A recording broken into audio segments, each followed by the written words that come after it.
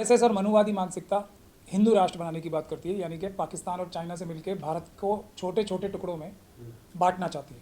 मनुस्मृति लागू नहीं होती, साउथ में भी मनुस्मृति लागू नहीं होती, नॉर्थ ईस्ट में भी मनुस्मृति लागू नहीं होगी। इसीलिए चाइना के साथ मिलकर जो मणिपुर में आग लगाने का काम आरएसएस के लोग ही कर रहे हैं, वहां भी मनुस्मृति लागू करने के लिए आरएसएस के काडर्स ही सारी झगड़ा करा रहे हैं। औरंगजेब साहब के टाइम में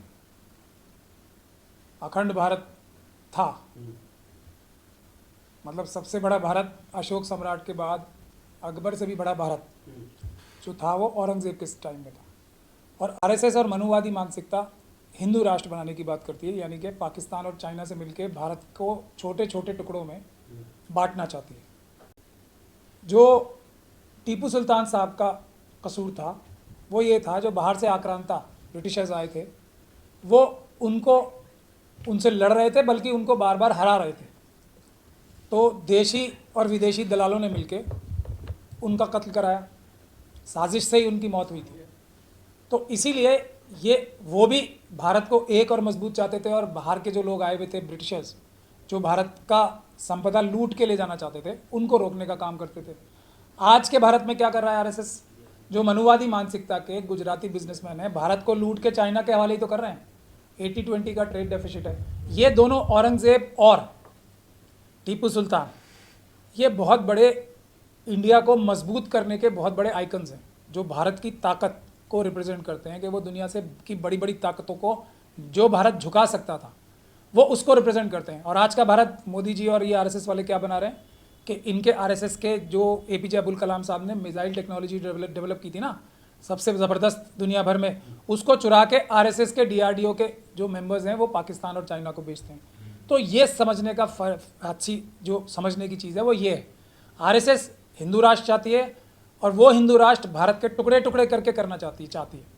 उसमें सिर्फ जो हिंदू राष्ट्र का इनका कॉन्सेप्ट है, उसमें गुजरात, राजस्थान, मध्य प्रदेश, यूपी, बिहार और बंगाल शामिल है, उसके और उत्तराखंड का कुछ हिस्सा, हरियाणा का कुछ हिस्सा।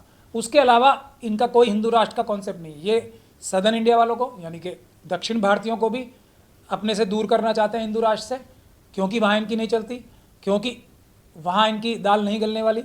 और ये जो नॉर्दर्न इंडिया के जो सिख कम्युनिटी है, जो और ऊपर नॉर्दर्न इंडिया के, उसको भी भारत के साथ नहीं देखना चाहते क्योंकि वहाँ भी इनकी छल कपट और मक्कारी नहीं चलती, वहाँ भी मनुस्मृति लागू नहीं होती, साउथ में भी मनुस्मृति लागू नहीं होती, नॉर्थ ईस्ट में भी मनुस्मृति लागू नहीं होगी। इसीलिए चाइना के साथ मिलकर जो मणिपुर में आग लगाने का काम आरएसएस के लोग ही कर रहे हैं, वहाँ भी मनुस्मृति लागू करने के लिए आरएसएस के काडर्स ही सारी झगड़ा करा रहे हैं। ये बात आपको समझनी पड़ेगी। टीपू सुल्तान साहब के बारे में मैं आखिरी बात कह के खत्म करना चाहूँगा।